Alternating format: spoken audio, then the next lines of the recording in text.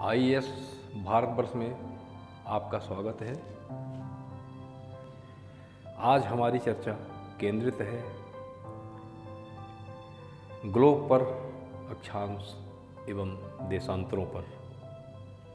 दोस्तों, अक्षांश व देशांतर रेखाएं सुनने में तो बहुत सरल सी लगती हैं, परंतु बहुत से विद्यार्थियों व प्रतिज्ञों को अक्षांश व देशांतर रेखाओं की गहन जानकारी नहीं होती। जैसे यदि कोई व्यक्ति आपसे पूछ दे कि पृथ्वी पर दिन का प्रारंभ और अंत किस देशांतर रेखा से होता है, तो शायद बहुत से प्रतियोगी इस प्रश्न का उत्तर न बता पाए, क्योंकि विद्यार्थी जीवन में एक तो समझ कम होती है, दूसरी ओर उन्हें इतनी गहराई से पढ़ने से मतलब ही क्या है। यदि कोई विद्यार्थी बहुत ही पढ़ा तो ऑनर डिवीजन में पास हो गया, बस ना, 100% अंक तो नहीं प्राप्त करता ना, कोई बात नहीं। आपको आज के अध्ययन से बहुत सारी बारीक से बारीक प्रश्नों व बातों का समाधान मिल जाएगा। बस ध्यान से देखते जाइए आगे के वीडियो को, और हाँ, वीडियो को पूरा ज़रूर देखिए। चलिए तो ज़्यादा समय न लेकर सब्जेक्ट पर आते हैं। दोस्तों, कहा जाता है कि हमारी पृथ्वी गोल है, परंतु हमारी पृथ्वी एकदम कांच के बंटे की तरह से पूर्ण गोलाकार नहीं है, अपितु यह उत्तर एवं दक्षिण ध्रुवों पर थोड़ी चपटी तथा मध्य में थोड़ी उभरी हुई है। आपने ग्लोब देखा होगा। पृथ्वी के ग्लोब पर देशों, महाद्वीपों तथा महासागरों को उनके सही आकार में दिखाया जाता है। आप यह जान लीजिए कि बिना किसी पहचान के पृथ्वी के समान किसी गोले पर किसी बिंदु या स्थान की एक्यूरेट स्थिति का सही वर्णन कर पाना बहुत कठिन होता है। किसी स्थान का सही स्थिति बताने के लिए हमें ग्लोब पर कुछ बिंदुओं एवं रेखाओं के संदर्भ की आवश्यकता होती है। यह आप अपने मन में रखिए। आपने देखा होगा कि ग्लोब एक स्टैंड पर फिट होता है। जिस स्टैंड पर ग्लोब को फिट किया जाता है उस पर दो सुइयों के आकार के नोक लगे हुए रहते हैं, जिन पर ग्लोब के उत्तरी व दक्षिणी ध्रुवों को फिट किया जाता है। इन दोनों नोकों को मिलाने वाली अक्ष के सहारे ग्लोब को किसी भी दिशा में घुमाया जा सकता है। यदि हम ग्लोब के अक्ष पर नज़र डालें तो हम देखते हैं कि यह पृथ्वी की कक्षा पर सीधी ऊर्ध्वाधर रेखा के रूप में नहीं है, बल्कि एक तरफ झुकी हुई है। यदि हम ग्लोब के स्टैंड को एक समतल धरातल या क्षैतिज समतल मान लें और इस पर एक ऊर्ध्वाधर रेखा खींचें, तो इस ऊर्ध्वाधर रेखा से पृथ्वी की धुर रेखा में भिन्नता देखने को मिलती है। इस ऊर्ध्वाधर रेखा से यदि हम पृथ्वी की धुरी की तुलना करें तो हमें देखने को मिलता है कि पृथ्वी की धुरी 23.5 अंश झुकी हुई है। परंतु यदि हम पृथ्वी की कक्षा तल की क्षैतिज रेखा से लेकर पृथ्वी की धुर रेखा का अध्ययन करते हैं तो क्षैतिज रेखा पर धुर रेखा का कोण 66.5 अंश प्रदर्शित करता है। पृथ्वी अपनी इस झुकी हुई काल्पनिक अक्ष के सहारे अपनी धुरी पर 24 घंटे में एक चक्कर घूम जाती है और इसी गति से सतत घूमती रहती है। पृथ्वी की इसी घूर्णन के कारण इस पर सतत दिन रात होने की प्रक्रिया चलती रहती है, जबकि पृथ्वी अपनी दीर्घवृत्ताकार कक्षा पर सूर्य के चारों ओर 365.5 दिन में एक परिक्रमा पूरी कर लेती है और इसी के फलस्वरूप पृथ्वी पर ऋतुएं होती हैं। अब आते हैं अक्षांश और देशांतर रेखाओं की चर्चा पर। दोस्तों, यदि हम ग्लोब के दोनों ध्रुवों को मिलाने वाली अक्ष या धुर रेखा को आधार मानकर ग्लोब के केंद्र से लेकर पृथ्वी की सतह की ओर एक ऊर्ध्वाधर रेखा खींचें तो एक बिंदु पर यह रेखा ग्लोब की सतह को छुएगी। यदि हम इस ऊर्ध्वाधर रेखा को अर्धव्यास मानकर इसे ग्लोब की सतह पर चारों ओर घुमाएं तो एक वृत्त बन जाएगा। इसी वृत्त को भूमध्य रेखा या विषुवत रेखा या शून्य अंश अक्षांश कहते हैं। यहाँ पर कोणीय आंशिक मान शून्य होता है इसी काल्पनिक वृत्त के सहारे यदि ग्लोब को दो भागों में बांटा जाए तो उत्तरी ध्रुव की ओर का आधा हिस्सा उत्तरी गोलार्ध है और दक्षिणी ध्रुव की ओर का आधा हिस्सा दक्षिणी गोलार्ध कहलाएगा। अब पृथ्वी के अक्ष को आधार मानते हुए पृथ्वी के केंद्र से लेकर विषुवत वृत्त के समानांतर एक एक अंश की दूरी पर उत्तरी एवं दक्षिण गोलार्ध में वृत्त बनाए जाएं तो दोनों ओर यानी उत्तरी व दक्षिणी गोलार्ध में 90-90 वृत्त बनते हैं। इन्हें ही अक्षांश रेखाएं कहा जाता है। यद्यपि उत्तरी व दक्षिणी ध्रुव पर बनी 90-90 अंश की अक्षांश रेखाएं बिंदु मात्र होती हैं, क्योंकि विषुवत वृत्त से दोनों ध्रुवों की तरफ ध्रुवों तक के बीच की दूरी पृथ्वी के चारों ओर के वृत्त का 1/4 होता है। अतः इसका माप होगा 360 अंश का 1/4 यानी 90 अंश। इस प्रकार उत्तरी व दक्षिणी गोलार्ध के 90-90 अक्षांश क्रमशः उत्तरी ध्रुव व दक्षिणी ध्रुव को दर्शाते हैं और उत्तर के सभी अक्षांशी वृत्तों को उत्तरी अक्षांश व दक्षिण के सभी अक्षांशी वृत्तों को दक्षिणी अक्षांश कहते हैं। अब आप यह समझ लीजिए कि यहाँ अक्षांश रेखाएं पृथ्वी के किसी स्थान की स्थिति को बताने के लिए सबसे महत्वपूर्ण संदर्भ बिंदु के रूप में काम करते हैं। अक्षांशों को पृथ्वी के अक्ष को आधार मानकर केंद्र से लेकर भूसतह तक अंश में मापा जाता है। एक उदाहरण लेते हैं। महाराष्ट्र में चंद्रपुर एवं ब्राजील में बेलो होरिज़ोंटे दोनों ही अक्षांश 20 अंश पर स्थित हैं, लेकिन चंद्रपुर विषुवत वृत्त के 20 अंश उत्तर में एवं बेलो होरिज़ोंटे विषुवत वृत्त के 20 अंश दक्षिण में स्थित है। इसलिए हम कह सकते हैं कि चंद्रपुर 20 अंश उत्तरी अक्षांश पर तथा बेलो होरिज़ोंटे 20 अंश दक्षिण अक्षांश पर स्थित है।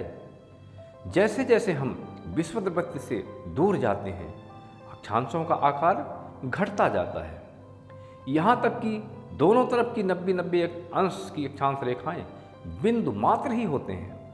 आपको यह भी पता चल गया होगा कि अक्षांश रेखाएं कुल 180 होती हैं। अब चलिए चर्चा कर लेते हैं अक्षांश रेखाओं की विशेषताओं पर।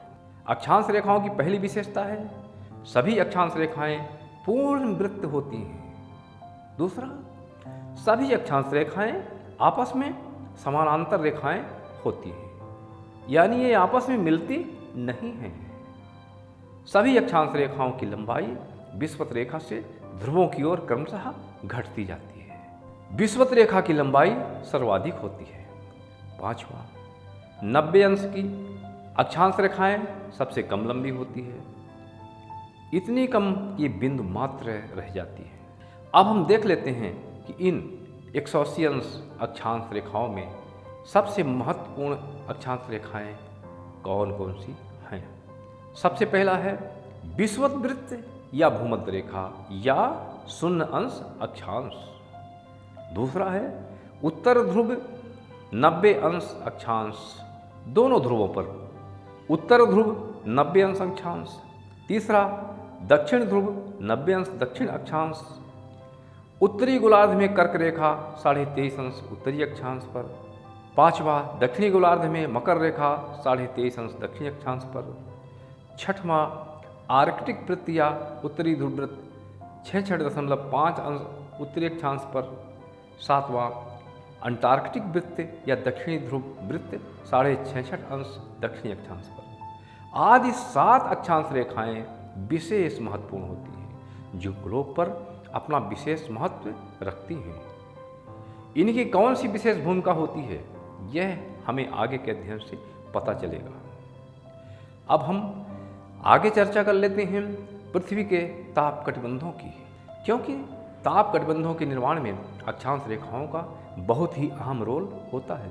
पृथ्वी के ताप कटिबंध पृथ्वी के विभिन्न भागों के तापमान में क्षैतिज रूप से एवं ऊर्ध्वाधर रूप से अंतर देखने को मिला करता है। पृथ्वी के क्षैतिज रूप से तापमान वितरण में जो विभिन्नता देखने को मिलती है, उसमें अक्षांश रेखाओं का प्रभाव एवं भूमिका विशेष होती है।